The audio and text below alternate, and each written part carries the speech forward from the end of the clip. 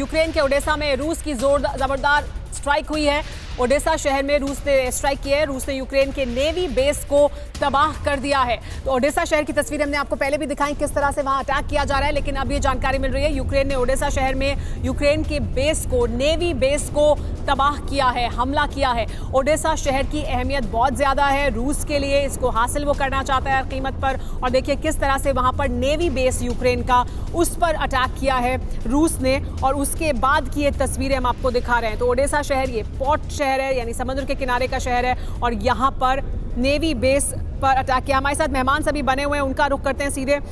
हमारे साथ group captain Vinod Augustine मौजूद हैं। विनोद ऑगस्टिन जी, ये जो नेवी बेस है उस पर अटैक किया गया है, तो ये जो शहर है ओडेसा शहर, इस पर लगातार रूस की तरफ से अटैक किया जा रहा है। इसकी अहमियत, इसको हासिल करना जो रूस की स्कीम ऑफ थिंग्स है उसमें बहुत ज्यादा है।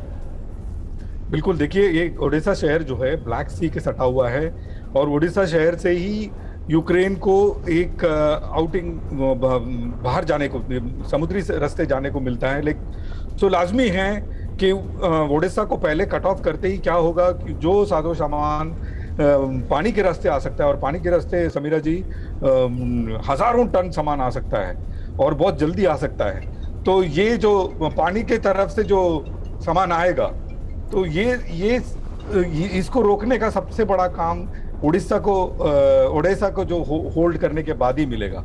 और ओडेसा जब गिर जाएगा, क्रिमिया के जो फोर्सेस हैं ओडेसा के थ्रू, इसी जो कीव के लिए जो एक रोड जाता है सीधा ओडेसा पहुंच जाता है। मैक्सिमम 2 दिन में वो कीव के दरवाजे पे दस्तक दे रहे होंगे।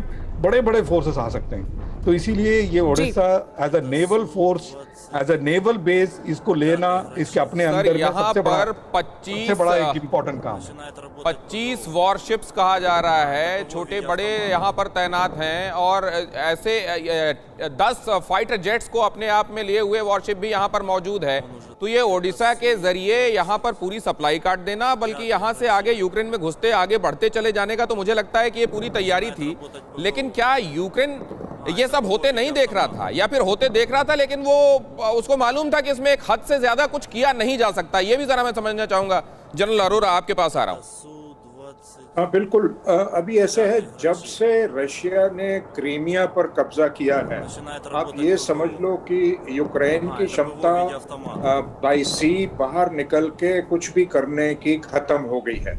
मगर यूक्रेन में एक छोटी सी नेवी है, 25 से 30 बैटल शिप्स हैं, और एक शिप बिल्डिंग इंडस्ट्री भी है जी। तो इन दोनों की तबाही करना भी एक मकसद हो सकता है रशियन एक्शन का जी। अभी पहले तो वो मिलिट्री टारगेट्स पे जाएंगे। 2 पोर्ट्स हैं, एक ओडेसा और एक मिलीपोल, और उसके बाद जो शिप बिल्डिंग इंडस्ट्री है, क्योंकि पूरे यूक्रेन में जो मिलिट्री इंडस्ट्रियल कॉम्प्लेक्स है, और यूक्रेन जाना जाता है एंटोनोव हवाई जहाज, जो दुनिया का सबसे बड़ा हवाई जहाज भी यूक्रेन में बनता है, और हम भी इंडियन एयरफोर्स में एंटोनोव 32 इस्तेमाल कर रहे हैं। यूक्रेन ने हमें ऑफर किया है कि उसको रिप्लेस करने के लिए एंटोनोव 132 और एंटोनोव 178 मीडियम ट्रांसपोर्ट हवाई जहाज हम उनसे खरीदें। तो इसके अलावा एंटोनोव के कितने मॉडल हैं, और एरोनॉटिकल इंडस्ट्री काफी अच्छी है। याद रहे, सोवियत यूनियन के टूटने से पहले रशिया की काफी सारी मिलिट्री फैक्ट्रीज, और आपके मुताबिक पहले इन इलाकों को टारगेट करने के बाद वो जो अहम इंडस्ट्री है उसको भी टारगेट कर सकता है सर। लेकिन एक बड़ा बयान सामने आया है, और विष्णु प्रकाश जी, मैं चाहूंगी इस पर अगर आप कुछ बात कर पाएं। फ्रेंच प्रेसिडेंट इमानुएल मैक्रोन ने कहा है कि रशियन अटैक जो यूक्रेन पर हुआ है ये टर्निंग पॉइंट है यूरोपियन हिस्ट्री में। सर आप होल्ड योर थॉट, में वापस आपके पास आती हूँ। न्यूज़ टॉप 9 रोज सुबह 7 बजे और शाम 7 बजे सिर्फ TV9 भारतवर्ष पर।